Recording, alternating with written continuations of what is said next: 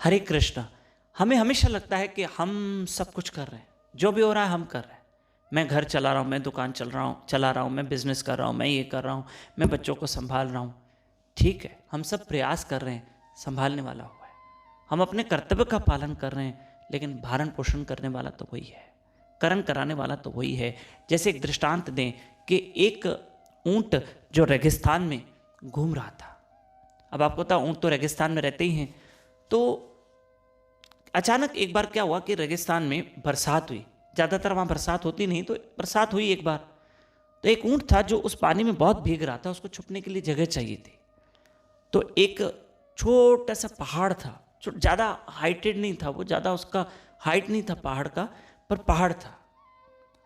और उस पहाड़ के अंदर एक छोटी सी गुफा जैसी जगह थी, और ऊंट वहाँ चला गया और उस पहाड़ के नीचे जो गुफा जैसा कोई बना था स्थान, वहां पर ऊंट रुक गया और वो भीगने से बच गया।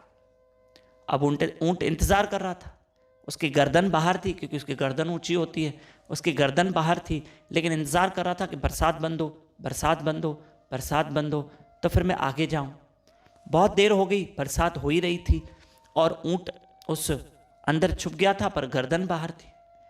तब जब ऊंट ने देखा गर्दन यहां करके ऊपर करके, तो उसने कहा, अरे इतना बड़ा पहाड़ मेरे पीठ के ऊपर।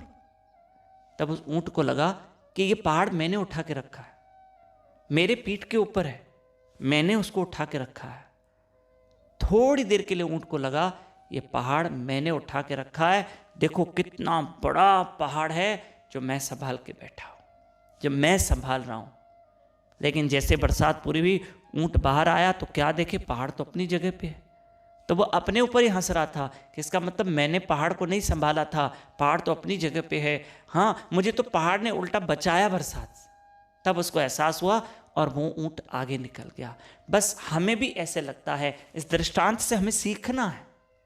हमें सीखना है क्या, कि हमें भी लगता है कि मैं घर संभाल के बैठा हूँ, मैं बच्चों को संभाल के बैठा हूँ, मैं दुकान को संभाल के बैठा हूँ, मैं हूँ तो घर चल रहा है, मैं हूँ तो बिजनेस चल रहा है, मेरी वजह से ये सब कुछ हो रहा है।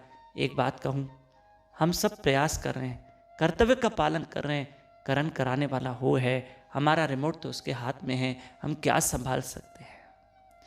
कपड़े सीने की सुई हमसे संभलेगी नहीं भैया, कभी कभी वो भी गुम हो जाती है और ढूंढनी पड़ती है। ठीक है, करण कराने वाला वो है पक्का। 11 सितंबर राधा अष्टमी है, और आप मेरे साथ उस पवित्र दिन पर सुबह 4:30 से 5:30 बजे ब्रह्म मुहूर्त में लाइव रहना यूट्यूब चैनल दामोदर दास पे, और जरूर राधा रानी की महिमा सुनना। और इन दिनों मैं आपको एक और अच्छी बात बताऊं कि श्री वृंदावन धाम की महिमा चल रही है। सुबह 4:30 बजे मेरे साथ श्री वृंदावन धाम की महिमा सुनिए यूट्यूब चैनल दामोदर दास पे लाइव रहकर। नए भक्त हमारे साथ व्हाट्सएप पे जुड़ सकते हैं। हमारा नंबर नोट कीजिए 7066728666। इसी नंबर पे व्हाट्सएप पे अपना और अपने शहर का नाम लिखकर भेजिए। हरे कृष्ण।